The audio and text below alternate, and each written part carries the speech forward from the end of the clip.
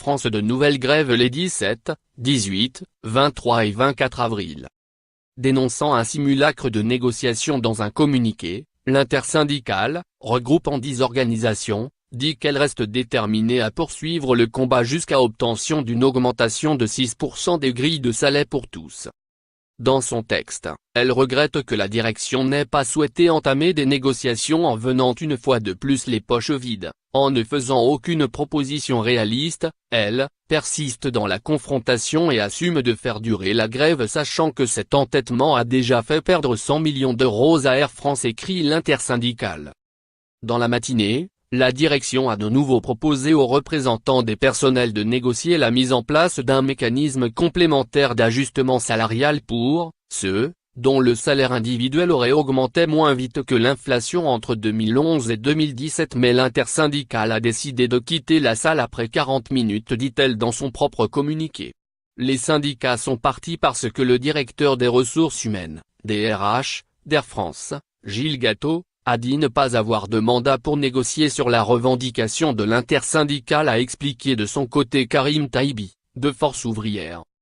La direction a décidé d'appliquer, en 2018, une augmentation générale, la première depuis 2011, de 0,6% au 1er avril et de 0,4% au 1er octobre. Avec les augmentations individuelles et l'intéressement, l'entreprise dit redistribuer 200 millions d'euros à ses salariés.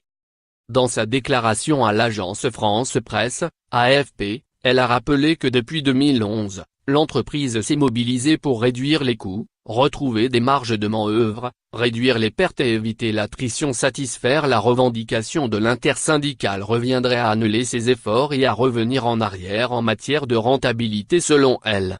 D'après ses calculs, le renchérissement des coûts s'élèverait à environ 240 millions d'euros par an. L'intersyndicale, qui fonde ses revendications sur les efforts passés et les bons résultats de la compagnie, s'est interrogé dans son communiqué: quelle cohérence économique y a-t-il à préférer dilapider des centaines de millions d'euros en conflit social plutôt que de reconnaître qu'après 6 années de blocage, la demande des salariés est légitime.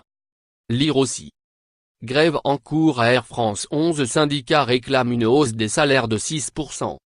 Les organisations de pilotes, d'hôtesses et stewards et du personnel au sol ont déjà fait 4 jours de grève, 22 février, 23 et 30 mars, 3 avril, et ils en ont programmé 3 autres, 7, 10 et 11 avril. Air France avait estimé à environ 26 millions d'euros le coût de la première journée de grève. En février, un quart des vols avaient été annulés, selon ses estimations. 3 des 4 nouvelles dates annoncées moins les 18, 23 et 24 avril coïncidant avec celles retenues pour la grève programmée à la SNCF. Des salariés d'Air France avaient participé à la marche organisée le 3 avril par des syndicats de cheminots, en guise de soutien. Lire aussi. Transport, déchets, énergie, étudiants, un large mouvement de grève perturbe plusieurs secteurs.